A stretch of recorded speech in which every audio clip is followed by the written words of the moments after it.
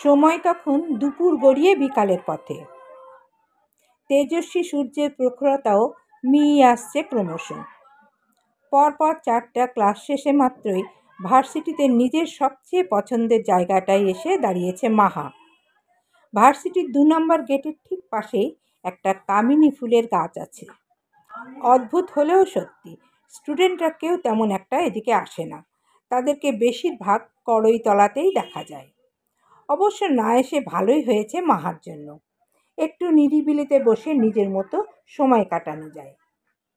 এখানে এসেই 2 চোখ বন্ধ করে কামিনী ফুলের ঘ্রাণ নিল কিছুক্ষণ। হালকা বাতাসে গাছের পাতাগুলো নড়ে উঠতেই পাতার ফাঁক ফোকর দিয়ে কড়া সূর্যের আলো চোখে মুখে পড়ল মাহার। বিরক্তিতে চোখ মেলে কাঁধের ব্যাগ হাতড়ে ছোট্ট পানির বোতল বের করে মুখে পানি ছিটিয়ে দিল। পরক্ষণেই মায়ের বলা সেই চিরাচরিত কথাটা মনে পড়ে গেল মাহার। ছোটবেলা থেকেই সে স্কুল, কলেজ বা বাইরে থেকে বাসায় গেলেই মা নিজের আঁচলে মাহার ঘামে ভেজা মুখটা যত্ন করে মুছিয়ে দিয়ে বলতেন, আহারে, আমার তুলোর মতো সাদা মেয়েটা আপেলের মতো লাল হয়ে গেছে রোদে। মায়ের কথাটা ভেবে ফিক করে হেসে ফেলল মাহা।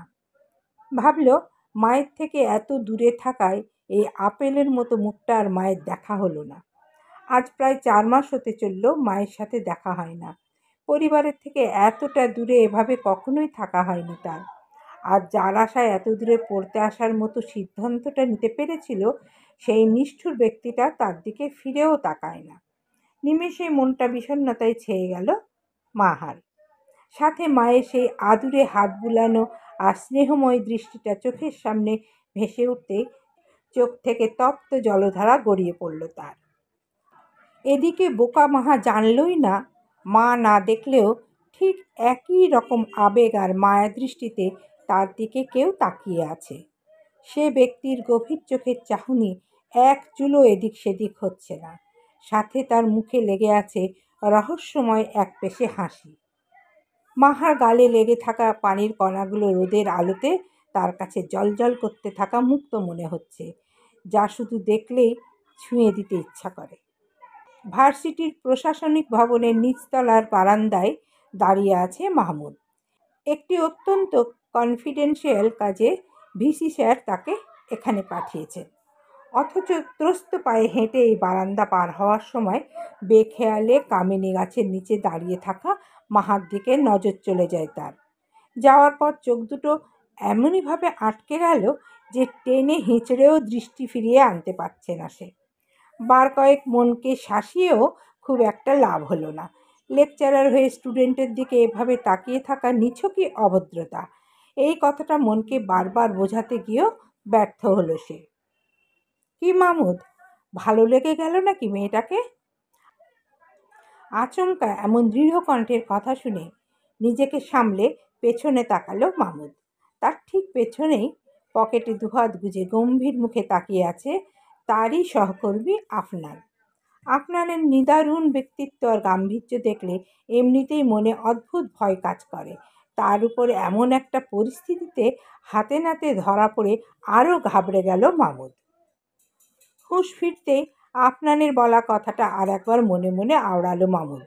আর মানেটা বুঝে যেতেই লজ্জায় দৃষ্টি নামিয়ে নিল সে। মেয়েটার দিকে তাকে এভাবে তাকিয়ে থাকতে দেখে আফনান ঠিকই আন্দাজ করেছে, তাই এমন একটা কথা বলতে পেরেছে। হালকা কেশে কোনো মতে বলল, আসলে এদিক দিয়েই যাচ্ছিলাম, হঠাৎ মেয়েটার দিকে চোখ পড়ায় দৃষ্টি সরিয়ে আনতে পারেনি, তাই তো? মাহমুদকে মাঝপথে থামিয়ে বলে ফেলল আফনান। পরপর মাহমুদের কাঁধে হাত দিয়ে সরু চোখে তাকিয়ে আবারও বলল, ঘাবড়ে যাচ্ছ কেন?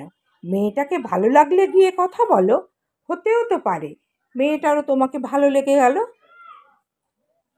কি বলছেন স্যার? আমি তো আর আপনি নই যে মেয়েরা এক দেখাতেই পছন্দ করে ফেলবে। আজ পর্যন্ত আপনি যত প্রপোজাল আপনি পেয়েছেন তার অর্ধেকও যদি আমি পেতাম, তাহলে এতদিন আপনি চাচা হয়ে যেতেন। মাহমুদের কথা শুনে বিদ্রুপাত্মক হাসল আফনান। মুহূর্তের মধ্যে তার চোখ দুটো ঘুরে এলো দূরে দাঁড়িয়ে থাকা মাহার দিক থেকে। মেয়েটা খসখসে ওড়নাটা দিয়ে মুখ মোছায় ব্যস্ত। মাহমুদের দিকে তাকিয়ে আগের ন্যায় দীপ্ত কণ্ঠে বলল, প্রপোজাল আর মোহের মধ্যে পার্থক্য করতে শেখো মাহমুদ। ওই মেয়েগুলোর যেমন আমাকে মনে জায়গা দিতেও সময় লাগেনি, একবার আমাকে পেয়ে গেলে আমার উপর থেকে মন উঠে যেতেও তাদের বিন্দুমাত্র সময় লাগবে না। ওরা সবাই বাহ্যিক রূপটাকেই আকর্ষণের কেন্দ্রবিন্দু ধরে নেয়, কেউ ভেতরটা তলিয়ে দেখতে চায় না। কিন্তু আমার তো এমন ভালোবাসা চাই না। আমার এমন একজনের মন প্রয়োজন, যার ভালোবাসা হবে সূর্যোদয়ের মতো সত্যি। যত যাই হয়ে যাক না কেন, রাত শেষে যেমন নতুন ভোর হয়, তেমনি যে প্রভাবই আসুক না কেন, আমি জানবো আমার প্রতি তার ভালোবাসা সেরকমই অপরিবর্তনীয় থাকবে। অনেকক্ষণ এক নাগাড়ে কথা বলে কিছুটা হাঁপিয়ে উঠল আফনান। মাহমুদ কিছু একটা ভেবে এগিয়ে এসে আত্মবিশ্বাসের সাথে বলল, অনেক ধন্যবাদ স্যার। আপনি যা বোঝাতে চেয়েছেন আমি কিছুটা হলেও ধরতে পেরেছি।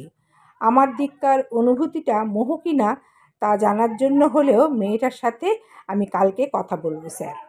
জানি না ভাগ্যে কি আছে, তবে এতগুলো বছর পর কাউকে নিয়ে যেহেতু এতটা ভেবে ফেলেছি, পূর্ণ ফলাফল না দেখা অবধি আমার চেষ্টা অব্যাহত থাকবে। মাহমুদের কথা শুনে আচমকাই বুকটা ভারী হয়ে এলো আফনানের। অল্প হেসে দ্রুত পায়ে হেঁটে সেখান থেকে চলে এলো। আসার সময় আরেকবার ঘাড় বাঁকিয়ে দেখে নিল মাহাকে। সাথে সাথেই চেহারার রং পাল্টে শক্ত হয়ে গেল তার চোখ মুখ। দুপুর আর বিকেলের মাঝামাঝি এই সময়টুকু একান্তেই তার আর মাহার ছিল এতদিন। এই সময়টা দুজনে মুখোমুখি কাটানো হয় না কখনো। মাহা ক্লাস শেষে অজানা কারণে এখানে কিছুক্ষণ বসে থাকে, আর আফনান প্রতিদিন লাঞ্চ ব্রেকের পর এই সময়টা শুধুমাত্র মেয়েটাকে নিজের মতো দেখবে বলে এই বারান্দায় দাঁড়িয়ে থাকে। দু চোখের তৃষ্ণা মিটিয়ে দিনের এই সময়টুকুতে মাহাকে দেখে নেয় সে। যেমন একটু আগেও দেখছিল মাহাকে, খুব মন দিয়ে, একদম নিখুঁতভাবে। সামনাসামনি তো কোনোদিনই মেয়েটাকে দেখা হয় না। হঠাৎই সামনে মাহমুদ চলে আসায় দেখায় ব্যাঘাত ঘটে তার। আর একজন ছেলে হয়ে অন্য ছেলের মনোভাব বুঝতে কয়েক সেকেন্ডও লাগেনি তার। তাই তো কৌশলে মাহমুদের মনোভাব জানার চেষ্টা করছিল। কিন্তু কথা শুনে যা মনে হলো, ছেলেটা ভীষণ সিরিয়াস মাহার ব্যাপারে। আর আপাত দৃষ্টিতে মাহমুদের মতো ছেলেকে রিজেক্ট করার কোনো যুক্তিসঙ্গত কারণও কোনো মেয়ে খুঁজে পাবে না। অজানা আশঙ্কায় গুটিয়ে গেল আফনানের মন। মাহার মন বদলে যাবে না তো? পরক্ষণেই কিছু একটা ভেবে বাঁকা হাসল সে। বিড়বিড়িয়ে বলে উঠল, তোর ভালোর জন্যই তোর থেকে নিজেকে এতটা দূরে সরিয়ে রাখি, অথচ তুই আমাকে তোর কাছে যেতে বারবার বাধ্য করিস মাহা। আজকে আমার ব্যক্তিগত সময়টুকু থেকে পুরো 6 মিনিট সময় ওই ছেলেটা কেড়ে নিয়েছে, যার জন্য দায়ী একমাত্র তুই। একটা সামান্য ব্যাপার নিয়ে এত কাঁদার কি হলো? আমি তো বুঝতে পারছি না মাহা। ওড়না দিয়ে অনবরত মোছার ফলে চোখ লাল হয়ে গেছে মাহার। আঁখি অনেকক্ষণ ধরে বুঝিয়েও কাজ হচ্ছে না। তবে আঁখির সামান্য বিষয় কথাটা শুনে নাক টেনে অদ্ভুত দৃষ্টিতে তার দিকে তাকালো মাহা। ধরে আসা গলায় বলল, এটা তোর কাছে সামান্য ব্যাপার মনে হচ্ছে? তা নয় তো কি, একজন মানুষ আর একটা মানুষকে পছন্দ করতেই পারে। মাহমুদ স্যারও তেমনি তোকে পছন্দ করেছেন, আর বিষয়টা তোকেই এসে সরাসরি বলেছেন। এতে সমস্যা কোথায় বুঝলাম না। তোর পছন্দ না হলে না করে দে, এভাবে কাঁদার কি আছে? মাহমুদ স্যার তো নিজে থেকে আমার কাছে আসেনি আঁখি। মানে? স্যার যে আমাকে পছন্দ করেন এই ব্যাপারটা ওনার মাথায় প্রথম কে ঢুকিয়েছে জানিস?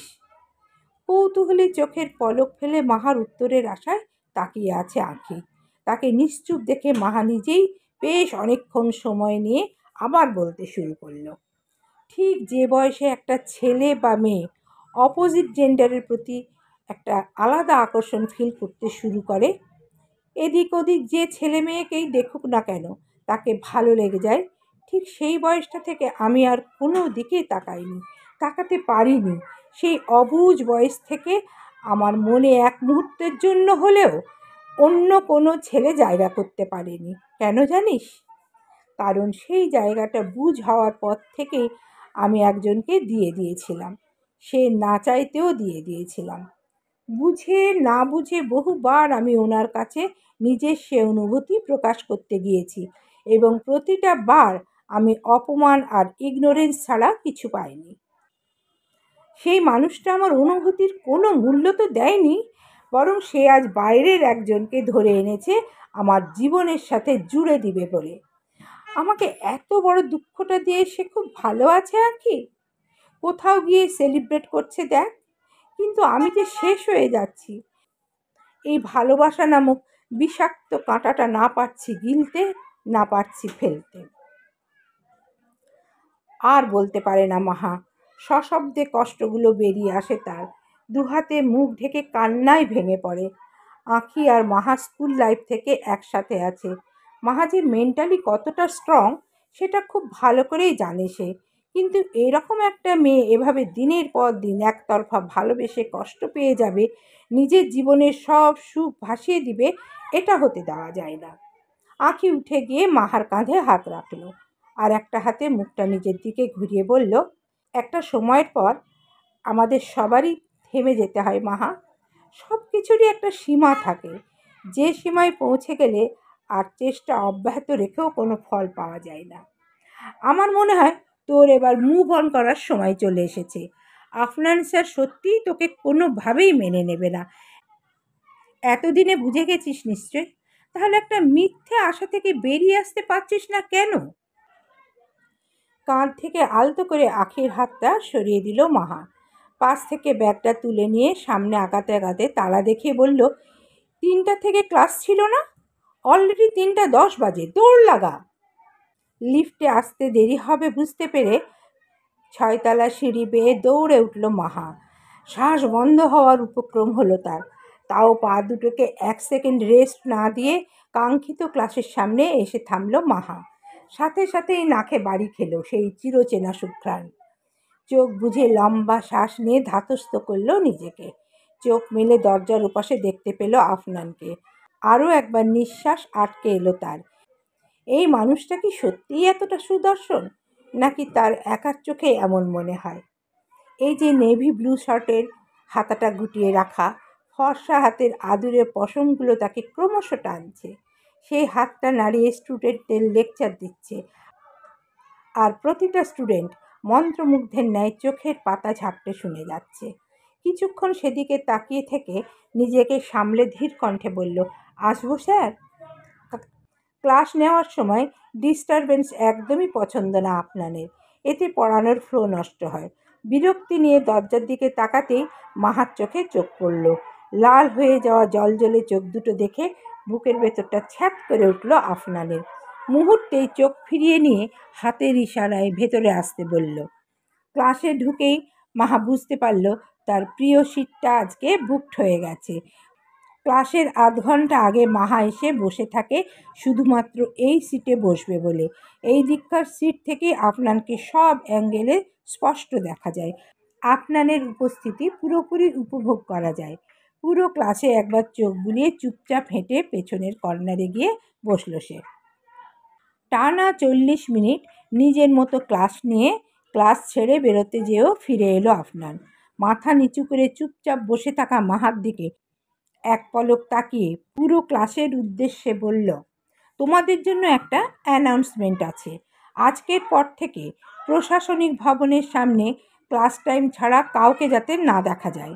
ওই জায়গাটা শুধুমাত্র যাতায়াতের সুবিধার জন্য উন্মুক্ত ছিল। আজকের পর থেকে ওখানে অযথা বসে থাকা বা আড্ডা দেওয়া সম্পূর্ণ নিষেধ। চকিতে মাথা তুলল মাহা। আপনার যে জায়গার কথা বলছে ওখানে তো প্রয়োজন ছাড়া কেউই যায় না। এমনকি ওখানে কামিনী গাছের নিচে বসা ছাড়া আর কোনো বসার জায়গাও নেই। আর জায়গাটা নিরিবিলি দেখে একমাত্র মাহা রোজ সেখানে যেত। তার মানে কোনোভাবে আপনার তার যাওয়াটাই পছন্দ করেনি সেখানে, তাই ওর জন্য বাকি সবার সেখানে যাওয়াটা নিষেধ করলো। আর ভাবতে পারে না মাহা, আপনাদের এসব উদ্ভট কাজের যুক্তি কোনো কালেই সে মেলাতে পারেনি, আজও পারবে না বলে বেরিয়ে এলো।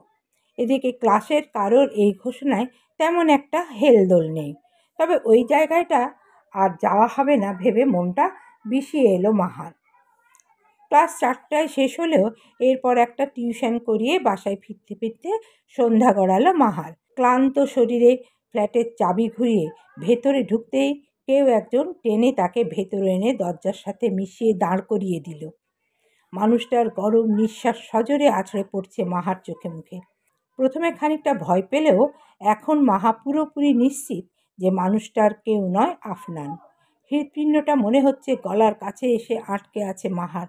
আফনানকে আকস্মিক এতটা কাছে পেয়ে মস্তিষ্ক অসাড় হয়ে গেছে তার। কিছু বলতে যাবে এর আগেই আফনান তার বন্ধ চোখে হাত বুলিয়ে বলল, একদম চোখ খুলবি না মাহা। ওই অবস্থাতেই আরও একটু কেঁপে উঠল মাহা। নড়ে চড়ে নিজেকে আলগা করতে চাইলে আফনান টেনে নিজের সাথে পুরোপুরি মিশিয়ে ফেলল। কিছুক্ষণ সময় নিজের চোখসহ আশেপাশের গালে হাত বুলিয়ে বলল, কি অবস্থা করেছিস চোখগুলো? আর কখনো ওই বাজে খসখসে ওড়নাটা দিয়ে চোখ মুছবি না মাহা। খবরদার, আর কখনো অকারণে কাঁদবি না। আমি কাঁদলে তোমার কি? মাহার কণ্ঠে স্পষ্ট অভিমানের সুর। ওর ছলছলে চোখ জোড়া যেন আফনানকে সেই অভিমান পড়ে নেওয়ার তীব্র আকুতি জানাচ্ছে। না না, মাহার অভিমানকে তার প্রশ্রয় দিলে চলবে না। সহসাই মাহাকে ছেড়ে দিয়ে সরে এলো আফনান। লম্বা শ্বাস নিয়ে কণ্ঠ উঁচুতে চড়িয়ে বলল, কিচ্ছু না। তোর হাসি কান্না, তোর সাথে জড়িত কোনো কিছুই আমার উপর কোনো ইফেক্ট ফেলে না। বুঝতে পেরেছিস? ত্রস্ত পায়ে এগিয়ে এলো মাহা। আফনানের হাত ধরে একটানে নিচের দিকে ঘুরিয়ে প্রশ্ন করল, তাহলে তখন ওভাবে বললে কেন? আর কখনো না কাঁদতে? বলেছি, কারণ সৃষ্টিকর্তা চোখগুলো দিয়েছেন পড়াশোনা করার জন্য, ভালো কাজে ব্যবহারের জন্য, অযথা কান্নাকাটি করে সেগুলোর ক্ষতি করার জন্য নয়। তাছাড়া কি? মাহার তীক্ষ্ণ চাহনির বিপরীতে নিজেকে সামলে উত্তর দেওয়া কঠিন হয়ে যাচ্ছে আফনানের। ঘন্টার পর ঘন্টা লেকচার দিয়ে যাওয়া আফনান সামান্য কয়েকটা কথা গুছিয়ে বলতে পারছে না। কেন যে তখন মাহাকে ওভাবে কাছে এনে সব বলতে গেছিল। নিজেকে সামলে রাখা ক্রমশই হাতের বাইরে চলে যাচ্ছে। বার কয়েক শ্বাস ফেলে নিজেকে ধাতস্থ করল আফনান। অতঃপর বলল, তাছাড়া তোর বাবা তো অল্পতেই চিন্তা করে বাড়ি ঘর এক করে ফেলে। শেষে তোর কিছু হয়ে গেলে আমাকেই পাঠাবেন উনি। দেখ মাহা, আমার এত সময় নেই তোর আর তোর বাবার এত আবদার পূরণের। নিজের খেয়াল নিজে রাখতে শেখ। আমাকে আমার মতো থাকতে দে। শুধুমাত্র চাচু এতবার করে বলেছিলেন, তাই তোকে আমার পাশের ফ্ল্যাটে থাকতে অ্যালাউ করেছি। আমার কাছে এর থেকে বেশি কিছু আশা করিস না। তুই যথেষ্ট বড় হয়েছিস, নিজের খেয়াল নিজে রাখতে পারিস। আমাকে যেন তোর বাবার থেকে আর কোনো রিকোয়েস্ট শুনতে না হয় যে আমার মেয়েটাকে দেখে শুনে রেখো।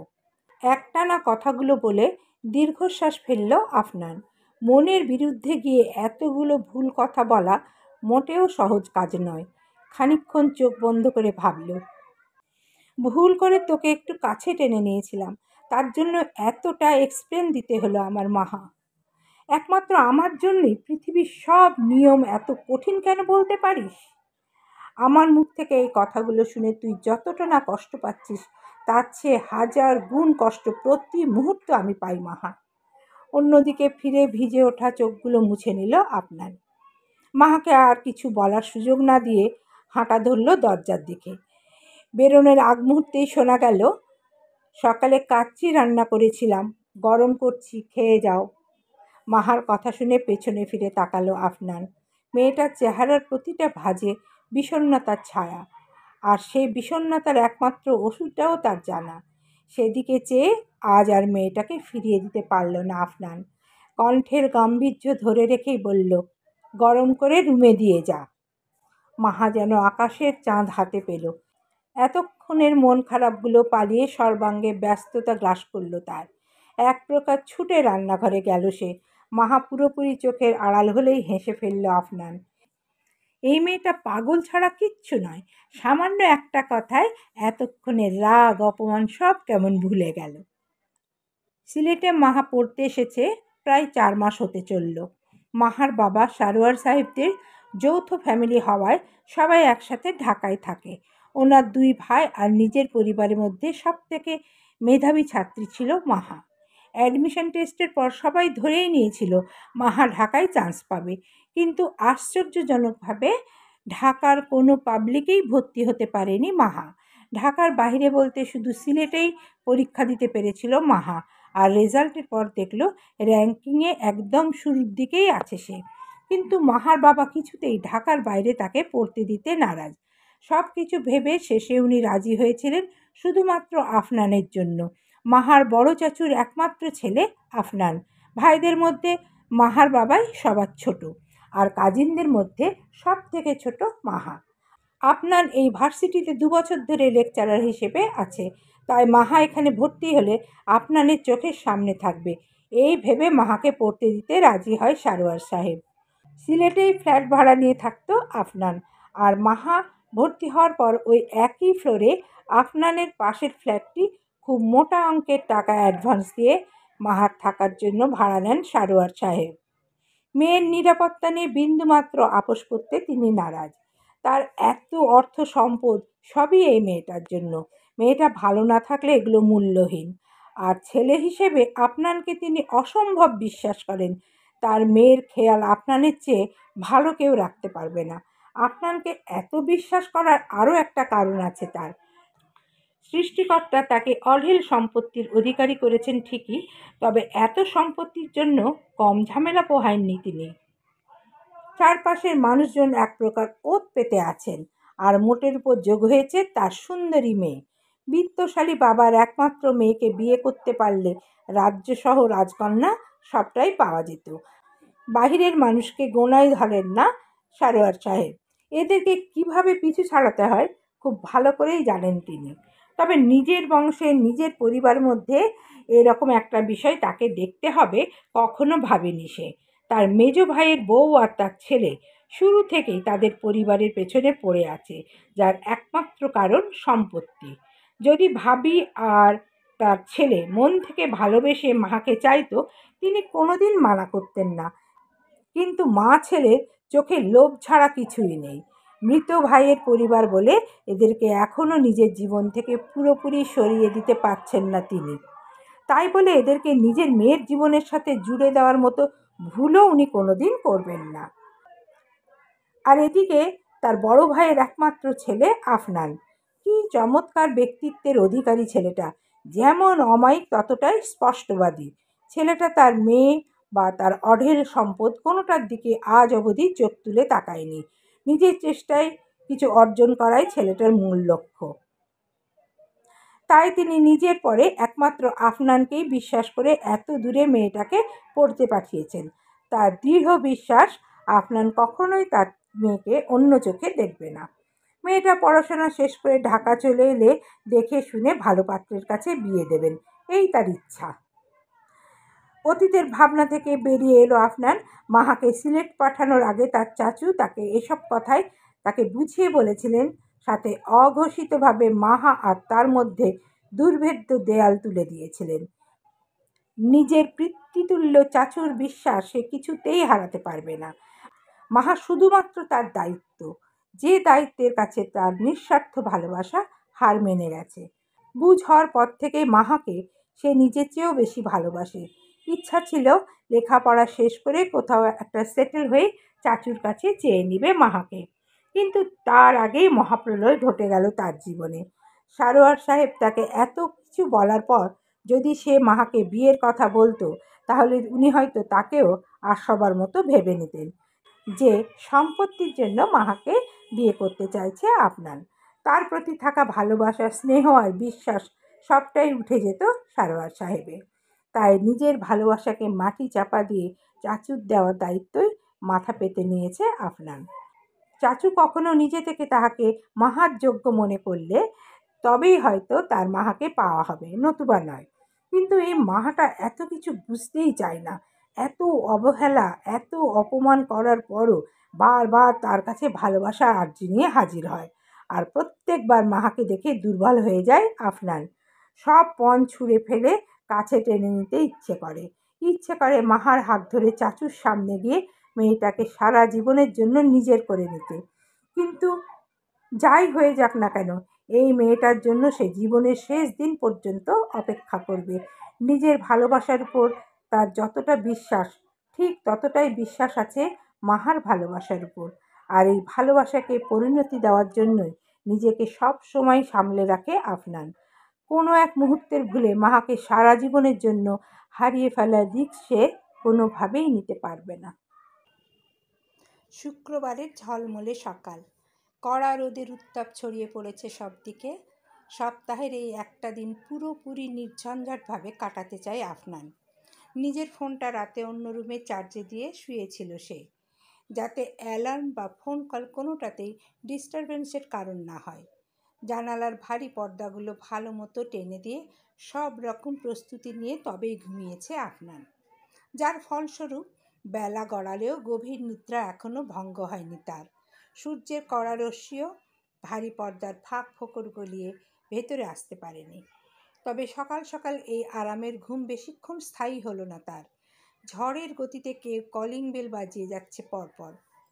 বিরক্তিতে চোখ মুখ কুঁচকে উঠে বসল আফনান। ভাবল এ নিশ্চয়ই মাহা। কালকে সে বাসায় থাকা অবস্থায় একটু খাবার নিয়ে আসতে অ্যালাউ করেছে, তাই আজ সকাল সকাল একদম মাথায় উঠে বসে আছে। আবারও বোধহয় কিছু একটা বানিয়েছে, সেটা নিয়েই হাজির হয়েছে। মনে মনে মাহাকে কিছু কড়া কথা শোনানোর প্রস্তুতি নিয়ে দরজা খুলল আফনান। সাথে সাথেই কতগুলো হাস্যোজ্জ্বল মুখ চেঁচিয়ে বলে উঠল, সারপ্রাইজ! গোষ্ঠীর সবগুলো ভাই বোনদের একসাথে দেখে সে চোখ কচলে বোঝার চেষ্টা করলো এটা স্বপ্ন না বাস্তব। ভাবতে ভাবতেই সবার মধ্যে থেকে ঠেলে ঠুলে তার ছোট বোন আফিয়া সামনে এসে তাকে জড়িয়ে ধরে বলল, কেমন আছো ভাইয়া? আমাদের তো ভুলেই গেছো। বোনের মাথায় আলতো হাত রেখে বলল, আমি তো ভালো আছি, তোরা এত সকালে একসাথে সবাই কিভাবে এলি? সব বলছি, আগে আমাদের ভিতরে আসতে দাও। ওহ সরি, আয় ভেতরে আয় সবাই।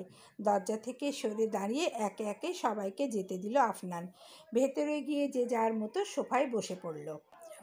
আফনান ভেতরে এসে সকলের দিকে একবার চোখ বুলিয়ে ভাবল, আজ কতদিন পর এদেরকে দেখছে। যখন ঢাকায় থাকতো হুটহাট এদের আবদার পূরণ করতে কতবার এভাবে এদিক ওদিক ঘুরতে চলে গেছে এদের নিয়ে, কিন্তু সে ভাবতেও পারেনি এরা সবাই তাকে সারপ্রাইজ দিতে এত দূর ছুটে আসবে। এগিয়ে গিয়ে সকলের সাথে সোফায় বসে বলল, কতক্ষণ ধরে দাঁড়িয়েছিলিস তোরা? মাহার ওখানে চলে গেলেও তো পারতি, নাকি ও গেট খোলেনি? জি হ্যাঁ, আমার মাহাপ্পির ওখানেই ছিলাম। তোমাকে কতবার কল করেও পাইনি। মাহাপ্পিকে রাতেই জানিয়ে দিয়েছিলাম ঢাকা থেকে রওনা দিয়ে। কপালে ভাঁজ পড়ল আফনানের। মাহা তাহলে জানতো?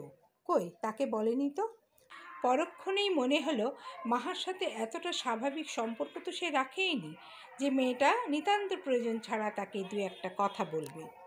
আপাতত এই ভাবনাটুকু আড়াল করে সবাইকে বলল, তোরা তো ব্রেকফাস্ট করিসনি, কি খাবি বল, আমি এক্ষুনি বাইরে থেকে আনিয়ে দিচ্ছি।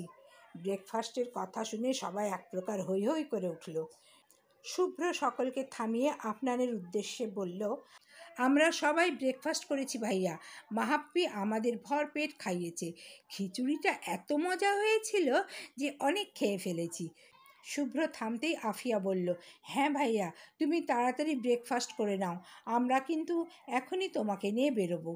অনেক কষ্টে সবগুলো কাজিনকে একসাথে করেছি, আজকের দিনটাই সময় আছে। বাকিরাও আফিয়ার সাথে সুর মেলালো। আপনাদের বসিয়ে ডাইনিংয়ে এসে ভাবল, মাহা রান্না যেহেতু করেছে অবশ্যই তার জন্যেও পাঠানোর কথা, কিন্তু ওদের হাতে তো কোনো খাবারের বক্স বা প্লেট নেই। তাহলে কি মাহা পাঠায়নি? না না, এ তো অসম্ভব ব্যাপার। ভাবনাকে ছুঁড়ে ফেলে ডাইনিং টেবিলে সব ঢাকনা উঠিয়ে ভালো মতো চেক করলো আফনান, কোথাও খাবার ঢাকা দেওয়া আছে কিনা। টেবিলে না পেয়ে ফ্রিজ, কিচেন, এমনকি ওভেনটাও খুলে দেখল, ফলাফল শূন্য। মাহার এই কাজটা কিছুতেই মেনে নিতে পারছে না আফনান। মাহা রান্না করেছে, সকলকে খাইয়েছেও, অথচ ওর জন্য পাঠায়নি। এর আগে বহুবার মাহা রান্না করে খাবার টেবিলে রেখে গেছে, আফনান সময় করে খেয়ে নিয়েছে। মাহার কাছে ফ্ল্যাটের এক্সট্রা চাবিও আছে। একটা শর্তেই আফনান চাবি দিয়েছিল, সে থাকা অবস্থায় ফ্ল্যাটে আসা যাবে না। এখন কি ব্রেকফাস্টের জন্য ওকে গিয়ে বলতে হবে যে আমাকে খেতে দে? অসম্ভব। নিজের ভাবনায় সে নিজেই বিরক্ত হলো আফনান। মাহা যখন তাকে খাওয়ানোর প্রয়োজন বোধ করেনি, সেও খাবে না। একবেলা না খেলে মরে যাবে না নিশ্চয়ই। মাহার উপরে উঠা রাগটা সযত্নে মনে চাপা দিয়ে গটগট করে গেটে নিচের রুমে চলে গেল আফনান। মনে মনে পণ করল, এরপর শত সাধলেও মাহার দেওয়া খাবার খাবে না সে। ডাইনিং টেবিলে গালে হাত দিয়ে বিরস মুখে বসে আছে মাহা। ঘড়ির দিকে তাকিয়ে দেখলো 8:30 বাজে। ওরা আফনানের ওখানে গেছে আধা ঘন্টা হতে চলল। এতক্ষণে আফনানের ফ্রেশ হয়ে যাওয়ার কথা। মাহা চাইলে আফনানের খাবারটা রেখে আসতে পারত, কিন্তু ইচ্ছে করে যায়নি। একটা দিন সে চেয়েছিল আফনান ইগো ভেঙে নিজে থেকে খেতে আসুক। আফনান আসলে একসাথে খাবে বলে নিজেও কিছু খায়নি। আফনান এখনো আসেনি দেখে যা বোঝার বুঝে গেল মাহা। খাবারগুলো ফ্রিজে তুলে নিজের রুমে রেডি হতে চলে গেল। আজকে সারাটা দিন ওদের সাথে ঘুরতে হবে। ওদের সাথে আফনানও থাকবে ভেবে ওদেরকে অনেক বুঝিয়ে নিজের যাওয়াটা বাদ করতে চেয়েছিল মাহা, কিন্তু ওরা কিছুতেই মানতে নারাজ। আফনান তার যাওয়াটা পছন্দ করবে না জেনেও যেতে হচ্ছে। ড্রেসিং টেবিলের সামনে বসে আছে মাহা। তখন থেকে তাকে সাজিয়েই যাচ্ছে আফিয়া, থামার আর নাম নেই। এই 4 মাসের ভার্সিটি লাইফে এত সাজেনি সে। আজকে আফিয়ার জোড়াজুড়িতে সাজতে হচ্ছে। মাহার আলমারি ঘেটে ম্যাজেন্টা রঙের একটা সালোয়ার কামিজ বের করে ওটাই পরিয়েছে তাকে আফিয়া।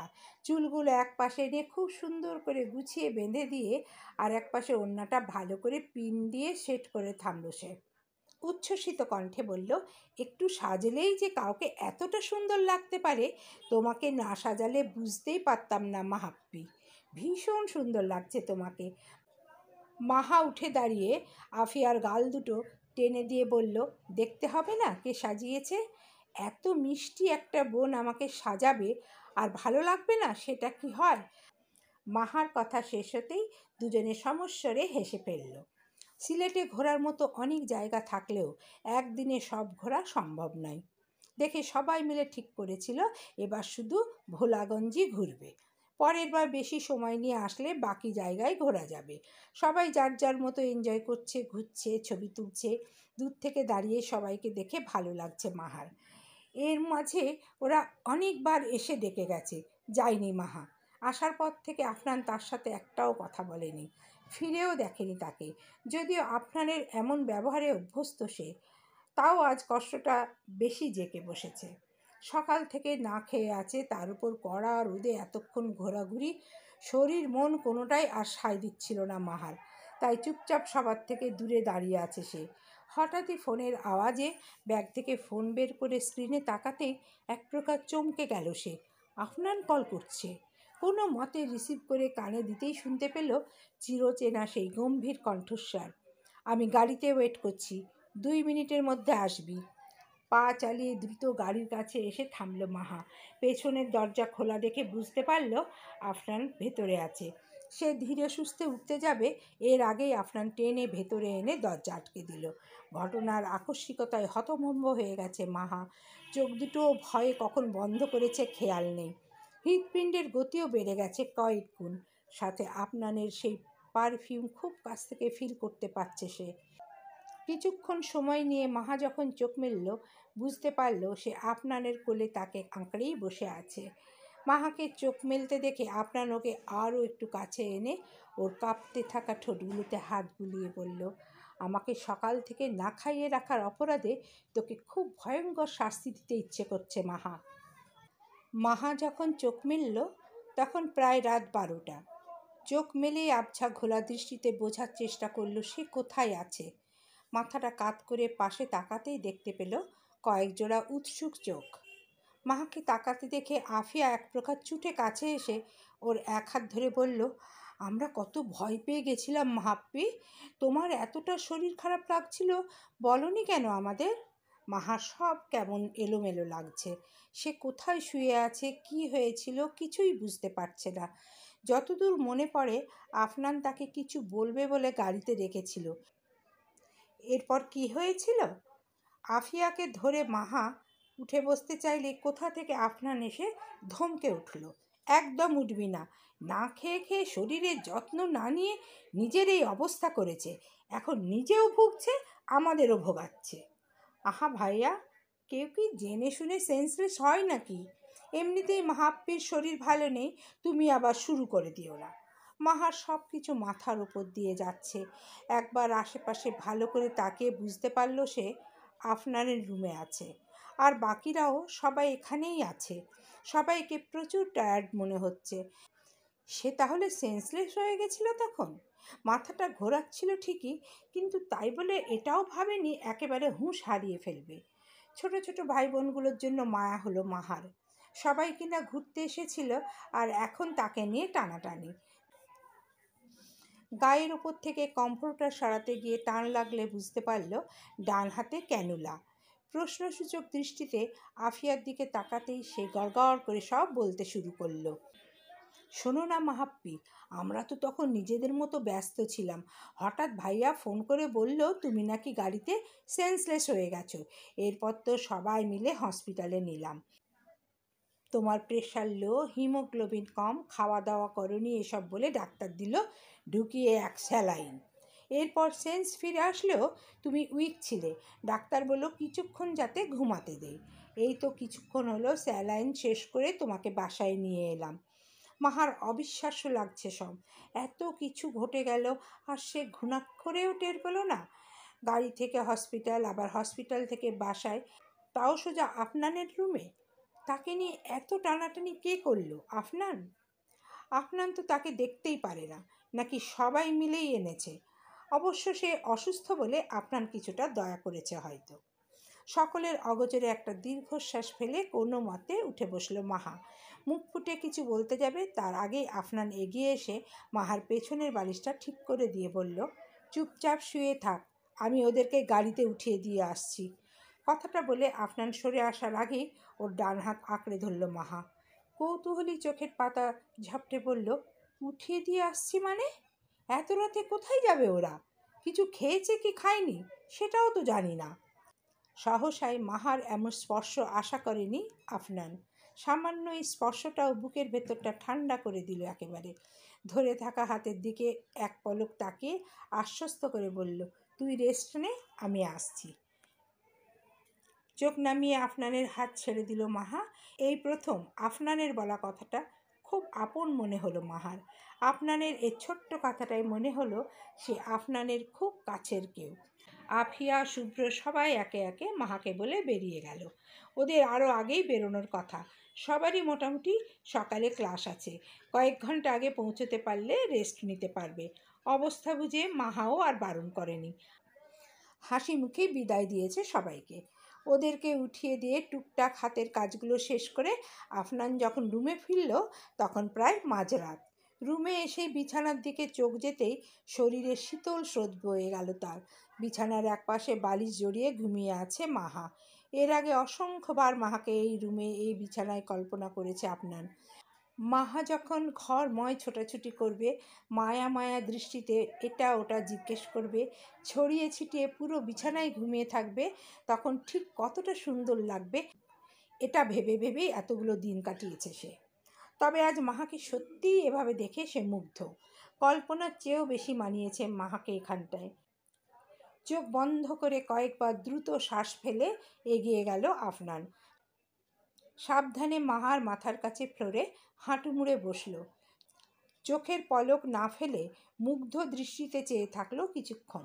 অতঃপর আলতো হাতে মাহার গালে হাত বুলিয়ে দিয়ে ভাবল, ভাগ্যিস মাহাটা ঘুমাচ্ছে, না হলে এটুকু কাজের জন্যেও হাজারটা ভুল ব্যাখ্যা দিতে হতো।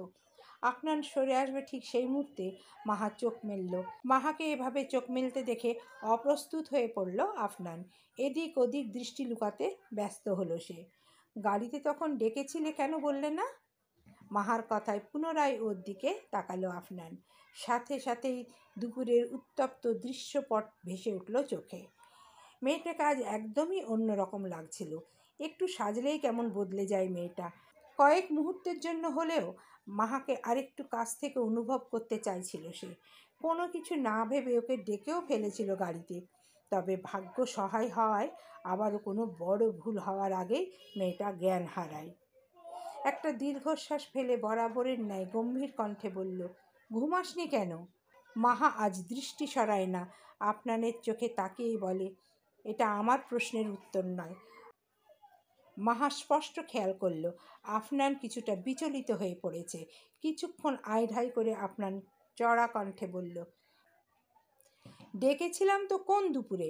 সেটা এখন জিজ্ঞেস করে কোনো লাভ আছে? আমার মুডটাকে বিগড়ে দিয়েছিলে তো বেহুশ হয়ে। রেগে যাচ্ছ কেন? কোনো কাজে ডেকেছিলে কিনা তাই জানতে চাইলাম। বাদ দাও সেসব কথা। আমাকে এখানে নিয়ে এলে যে, আমার ফ্ল্যাটে যাওনি কেন? আফনান এবার হাত পা ঝাড়া দিয়ে উঠে দাঁড়ালো। পকেট থেকে ফোন ওয়ালেট বের করে ধীরে সুস্থে ক্লোজেটে রাখলো। ভাবখানা এমন মাহার কথা শুনতেই পায়নি। সরু চোখে আফনানের এসব কাজ কারবার প্রত্যক্ষ করছে মাহা। এক পর্যায়ে রেগে গিয়ে বলল, কেন এনেছো বলো? আমি এনেছি নাকি? সবাই মিলে ধরাধরি করে এখানেই আনছিল। আমি কি সবার মুখের উপর বলতাম যে না, ওকে এখানে থাকতে দিব না? আফনান যে আসল ঘটনা ধামাচাপা দিতে একটা ডাহা মিথ্যে কথা বলছে বুঝতে সেকেন্ডও লাগলো না মাহার। পুরো আত্মবিশ্বাসের সাথে বলে ফেলল, তুমি থাকতে অন্য কেউ আমাকে স্পর্শ করেছে, হোক সেটা প্রয়োজনে, একথা কেউ আমাকে বিশ্বাস করাতে পারবে না। চোখ বন্ধ করে স্বস্তির শ্বাস ফেলল আফনান। প্রশান্তির হাসি ছেয়ে গেল মুহূর্তেই। এই মেয়েটাকে ভালোবাসবে না তো কাকে ভালোবাসবে? শুধু আক্ষেপ একটাই, মেয়েটার সামনে এই ভালোবাসাটা প্রকাশ করা হয় না। যা বোঝার মেয়েটা নিজে থেকেই বুঝে নেয়। আপনানের হাজারো তিক্ত কথা, রাগ, অভিমান সব কিছুকে ছাপিয়ে মাহা ঠিক নিজের জন্য ভালোবাসা খুঁজে নেয়। ওর উপর বিশ্বাস আছে বলেই আপনার মাহাকে নিজের করে পাওয়ার এই কঠিন রাস্তাটা এত সহজে পেরোতে পারছে। আপনার এবার নিঃশব্দে এগিয়ে গেল মাহার দিকে। মেয়েটা বরাবরের মতো প্রশ্নাত্মক চোখে তাকিয়ে আছে। আপনার এটুকু বুঝে ওর গালে হাত রেখে বলল, তুই সবসময় এমনই থাকিস মাহা, আমার জীবনের সবচেয়ে গুরুত্বপূর্ণ আর অপ্রকাশিত সত্য হয়ে।